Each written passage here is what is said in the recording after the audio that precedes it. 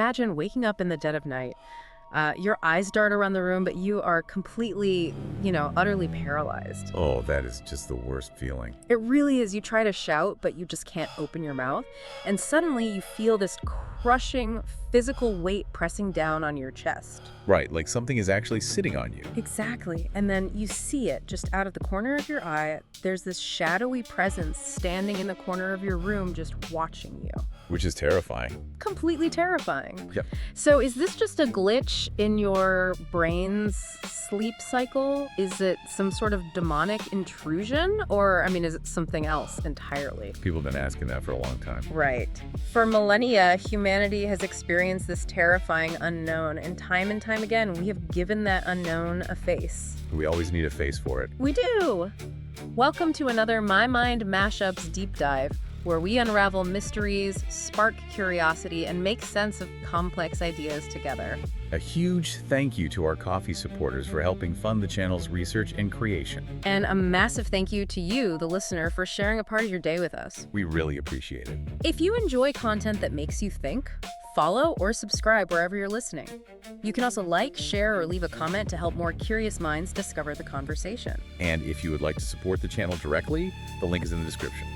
So we are jumping into this topic today because monsters are just having a massive moment in the cultural spotlight right now. Oh, absolutely. The new movie. Yeah, the highly anticipated film adaptation of the Odyssey just opened globally on July 17th, 2026. And it made, what, like over 200 million? Yeah, it raked in $264.1 million its opening weekend alone. So clearly, we are still completely obsessed with these creatures. We really are. But we should clarify, this deep dive is not a movie review. Right, no movie reviews here. Our mission today is to explore the real origins of monsters. The actual history. Exactly. We are looking at archaeological artifacts, primary texts, and rigorous scientific research to figure out where these things actually came from. And I think the foundational thesis for all of this actually hides in the language itself. Oh, really? Like the root word? Yeah, the English word monster comes from the Latin word monstrum. Okay. And monstrum translates to a sign, a portent, or a warning. Oh, wow. Not like a biological creature. Exactly. If you look at the historical record, monsters are almost never just, biological species running around in the woods. They're more symbolic. They are a culture's alarm system, given a face. They provide anatomy and physical form to things that are incredibly difficult to see, name, or survive. I love that idea of an alarm system. And to really understand how that alarm system was built, we have to look way back. Long before the Greek epics. Right, long before the Odyssey. We have to go back to the oldest secure physical evidence of human imagination we have. Which is incredibly old. Yeah, we are talking roughly 40,000 years ago. Right, so during the Ice Age, in what archaeologists call the Aurignacian period. Which is roughly 43,000 to 33,000 years ago, right? Exactly. Someone in the Swabian Jura caves, that's in modern-day Germany, carved this incredible artifact out of mammoth ivory. The Lion Man. Yes, it's known today as the Löwenmensch, or the Lion Man. It is a figure standing about a foot tall. Which is pretty big for an ivory carving from that time. It is. And it combines a human body standing upright with the head of a cave lion. Which is just wild to think about when you consider the environment they were actually living in. Oh, it was brutal. Right. They were sharing the landscape with actual cave lions, which were these massive, terrifying apex predators. And from a scientific perspective, the cognitive efficiency of this artifact is just what stands out to me. How so? Well, early humans were taking this diffuse, ever-present environmental danger and making it visible. By combining it with themselves. Exactly. Mentally combining it with their own form. The human brain naturally splices known, familiar things into impossible, highly memorable combinations. Like a mnemonic device. Right. It's a survival mechanism. If you want a warning to stick in the collective memory of a tribe, you create a hybrid. Because it's shocking. Yeah, it is a cognitive recipe for making something unforgettable. But, if we look at the physical reality of how this thing was made, I think it points to something deeper than just a cognitive trick. You mean the effort it took? Yeah, experimental archaeologists estimate that using the flint tools available at the time, it would take nearly 400 hours to carve this single piece. That is a massive amount of time. It is. Think about your own schedule for a second. Dedicating 400 hours to a carving when every waking moment of your society is consumed by sheer survival in an ice age. It's a staggering investment. Exactly. This wasn't just a casual doodle, it requires a whole community supporting the artisan while they work. Which implies it had immense cultural value. Right. For the people who made it, this could be a literal record of a perceived non-ordinary being. Or maybe a shamanic transformation state. Or a spiritual entity they believed was real. Exactly. We can't just brush it off as early humans playing make-believe. There's real weight to this. Well, we obviously don't have written texts from 40,000 years ago to tell us the exact theology behind the Lion Man. Unfortunately, no. But the artifact unequivocally proves that early humans were imagining across the human-animal boundary. They were pushing limits. Yeah, they were conceptualizing things that defied ordinary biology, laying the groundwork for how we process fear. And as human civilizations began to grow and settle down, that abstract environmental dread started to change. Because the threats changed. Right. Survival became slightly more organized, and as we built walls and planted crops, these monstrous combinations were assigned a brand new job. They went from generalized fear to very specific guardians. Exactly. Guarding boundaries and resources. You see, this role of the monster evolved perfectly alongside human industry. Like in the Epic of Gilgamesh. Yes. Early 2nd millennium BCE, in the Sumerian traditions, we encounter Humbaba. Who is always described as this terrifying, ogre-like beast. Right, appointed by the divine to be the guardian of the cedar forest. You know, I always look at Humbaba not as a villain, but as the ancient equivalent of a heavily armed park ranger. A park ranger. That's an interesting way to put it. Well, think about the mechanics of the story, right? Gilgamesh and his companion Enkidu are traveling far from their home city of Uruk. Because they need timber. Yeah, they are looking to chop down these ancient sacred trees to build massive doors for their city walls. So they are the ones invading. Exactly. Gilgamesh and Enkidu are the trespassers. They are basically poachers looking to exploit a protected ancient forest. And the kings of early urban centers who were sending out these expeditions knew exactly what they were risking. They knew it was dangerous. Yeah.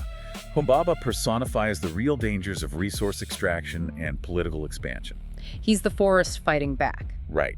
The monster represents both the physical danger of an expedition into unknown wilderness and the violent resistance of the natural world against human industry. But human cultures don't always just kill monsters to prove their hero's worth, do they? No, sometimes a culture realizes the utility of the monster and decides to recruit it. And you see this perfectly with Medusa. Yes. I mean, most people only know the later Roman folklore from Ovid. Where she's the beautiful maiden punished by a goddess, right? Transformed into a monster.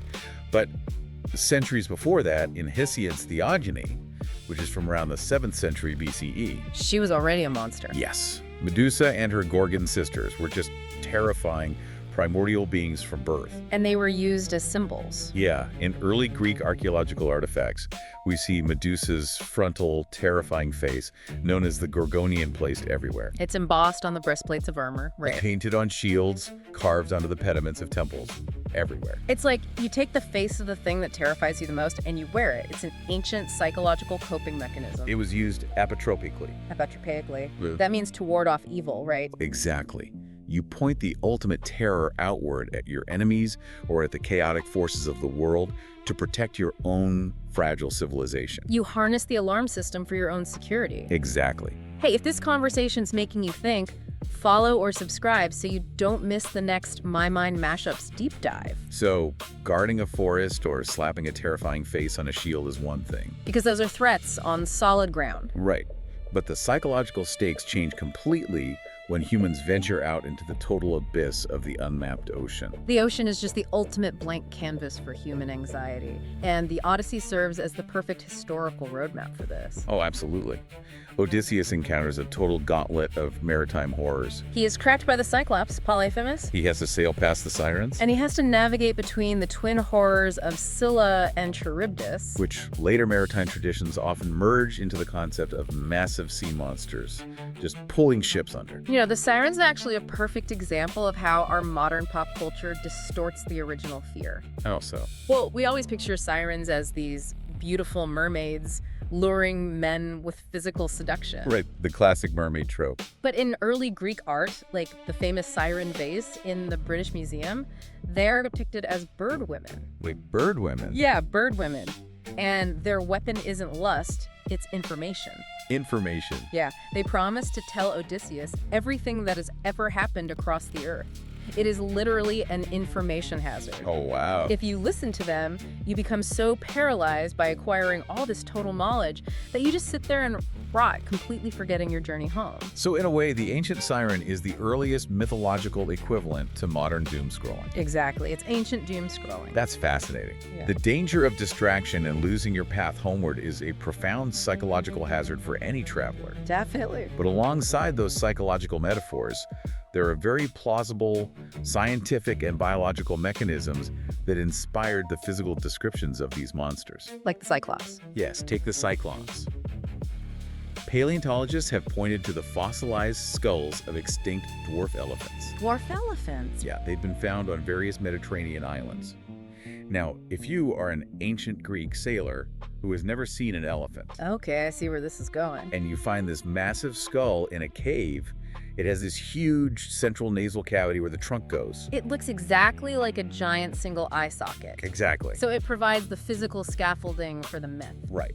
And regarding the sea monsters, we know that sincere accounts of massive tentacled beasts pulling down ships often stem from real-world marine biology that was just misunderstood. You're talking about giant squids, Giant squids are very real, and they can reach up to 13 meters in length. which is terrifying in its own right. It is. Add in sightings of oarfish skimming the surface, or the strange, bloated shapes of decomposing whales, and you can clearly see how the ocean's biological hazards get magnified through the lens of human terror. I mean, I hear the science, and the dwarf elephant skull makes total anatomical sense. It really does. It's a very neat explanation. It is, but relying entirely on that physical explanation feels a bit reductive to me. Why is that? Because saying, it was just a fossil doesn't explain Polyphemus's actual role in the narrative. You mean the story itself? Right. It doesn't account for his divine parentage as the son of Poseidon, or the specific curse he lays on Odysseus, That's true. or how the entire cave episode is a brutal test of ancient hospitality laws. The monster is serving a moral function, not just an anatomical one. It's enforcing cultural rules. Exactly. And when it comes to the sea monsters, you have sincere, experienced sailors testifying for centuries about encountering intelligent, intentional beings in the water. But sailors also exaggerate. Sure, but the ocean is genuinely alien territory. Dismissing all of those testimonies as they just saw a giant squid and panicked ignores the profound, genuinely terrifying unknown of the ocean. That's a fair point. We can respect that mystery without defaulting to debunking every single encounter. I agree, we shouldn't reduce a complex cultural narrative to a single biological misidentification. Right. The cultural context is what gives the monster its staying power. But it's also true that while the ocean is terrifying because it's far away and mysterious, some of our most enduring monsters come from much closer to home. Oh, for sure. The threats change when the monster is inside your own borders. Or worse, inside your own body. The Minotaur is the ultimate example of the threat from within your own borders. The half-man, half-bull. Yeah, hidden in a labyrinth. But the real horror of the Minotaur isn't its horns or its physical strength. It's what it represents. Exactly, it's what the monster represents systemically. Athens was forced to send a tribute of their own youths to Crete to be fed to this creature. So the monster is a mythic representation of state violence. State violence and political domination. It externalizes the hidden violence that holds an empire together. The Minotaur is the terrifying appetite of the state, given a face. Beautifully put. But there is another kind of internal threat that is even more intimate than your government, and that is your own biology turning against you. Which brings us to vampires. Vampires, or revenants. And while pop culture gives us suave aristocrats in evening wear, It's a Dracula trope. right, the historical documentation is much, much grimmer. We have extensive bureaucratic reports from the 18th century Habsburg Empire. And very well documented cases from the 19th century New England vampire panics. Yes. Which is wild because this wasn't happening in Transylvania. This was happening in Rhode Island and Connecticut right here in the US. And when we look at the historical records alongside modern forensic science, the New England vampire panics directly coincided with devastating outbreaks of tuberculosis. Which was historically called consumption. Right, because of how it worked. It caused the infected person to slowly, agonizingly waste away. Just consuming them from the inside out. They would cough up blood, lose immense amounts of weight, and essentially look like the life was literally being drained out of them. And because it's highly contagious within close quarters, when one family member died, another would inevitably start getting sick soon after. So the community, watching an entire family be slowly erased, would go to the graveyard and exhume the first body that died. They were looking for signs that the corpse was somehow leaving the grave at night and feeding on the living relatives. And what they found in the coffin was just normal post-mortem decomposition. But they didn't know that. Right. Without modern forensic knowledge, they misread the biological signs. As a body decomposes, gases build up in the torso. Which causes bloating. Yes, making the corpse look plump and well-fed. The skin retracts around the nails and teeth, giving the illusion that they have grown. Oh, wow. And most importantly, those internal gases force dark purge fluid up through the lungs and out of the mouth. So to a grieving father in the 1800s, that dark fluid looks exactly like fresh blood. Exactly. They thought the corpse was feeding. It's so easy for us to sit here with modern medicine, antibiotics, and an understanding of germ theory and just call this behavior ignorance. It looks like superstition to us now. But this wasn't stupidity. This was a desperate community trying to take actionable steps against an invisible killer. They needed to do something. Right. When normal medicine completely failed to stop their family from dying, the revenant ritual, digging up the body, removing the heart, and burning it, gave them agency. Gave them something physical to fight. The experience of the curse moving through their family was socially and emotionally incredibly real to them. The monster provided a face for an invisible transmission they couldn't otherwise fight. The monster provided a logic to their suffering. Exactly. But, the monster isn't always a disease you catch from a neighbor. No. Sometimes the monster is an experience entirely isolated within your own mind, existing in that strange, vulnerable borderland halfway between waking and sleep. Which brings us right back to where we started in the cold open. The night visitor. The mare, the old hag. Almost every culture on Earth has a version of a creature that paralyzes you in your bed, sits on your chest, and watches you from the shadows. And from a clinical perspective, this global phenomenon perfectly maps onto the medical reality of sleep paralysis. How does that work biologically? Well, when you enter REM sleep, which is the phase where you dream most vividly, your brainstem essentially shuts off the motor neurons to your body. So you can't move. Right. This is a natural safety mechanism called rematonia, and it keeps you from physically acting out your dreams and injuring yourself. Which is good. Yes, but in cases of sleep paralysis, your waking consciousness comes online while the muscle atonia is still active. So you are completely awake, but the chemical switch hasn't flipped, so you literally cannot move a muscle. Exactly. And because your brain is panicking from the paralysis, it superimposes dream imagery onto your waking environment to explain the threat. That is so wild. This physiological mechanism perfectly explains the global feature cluster we see in these folklore reports. The immobilization is the rematonia. The feeling of pressure on the chest. That is your panicked, shallow breathing. Wow. And the hallucinated intruder standing in the corner of the room are the brain's attempt to identify the source of the danger. It's a verified physiological event happening in the brainstem. I hear that, and it's brilliant science. But we have to be incredibly careful here about cultural flattening. Cultural flattening. Yeah, finding a neurological trigger for an experience does not automatically invalidate the meaning people attach to it. Oh, I see what you mean. In Western media, it's really easy to translate every unseen, frightening being into a generic demon or just dismiss it entirely as a brain glitch. Right. But look at the Islamic tradition of the jinn, which is a fundamentally different category of existence. They aren't demons. No. In the Quran, specifically in Surah 72, jinn are described as a completely distinct creation made of smokeless flame. Okay. They are not fallen angels, they aren't generic demons, and they certainly aren't the blue genies granting 3 wishes that we see in Western cartoons. That's a huge misconception. It is. They are sentient, unseen beings possessing moral free will. They can choose to be good, bad, or neutral, just like human beings. Which highlights the danger of forcing vastly different cultural and religious systems into one universal, scientifically debunked monster bucket. Exactly. For millions of people, religious categories like jinn are living theologies. They aren't just campfire stories or misunderstood medical symptoms. They are real. Yes. Finding a neurological mechanism like sleep paralysis might explain the how of a specific physical sensation in the bedroom, but it doesn't automatically disprove the metaphysical claims attached to the unseen world by different cultures. We have to respect the cultural context. We absolutely must evaluate these traditions on their own cultural terms. We can't reduce profound spiritual beliefs to a localized brain glitch. That's a really fair point. Disagreement between the scientific mechanism and the spiritual reality actually deepens our investigation here. Because it forces us to look closer. Right, because it reminds us that there is a boundary where empirical measurement stops and human interpretation takes over. Leaving room for that uncertainty is necessary. I completely agree. So where does that leave us? What is the actual origin of monsters? Well, the evidence strongly suggests there is no single origin for the monsters that haunt us. It's a mix. Yes. Science provides incredibly strong explanations for the physical mechanics.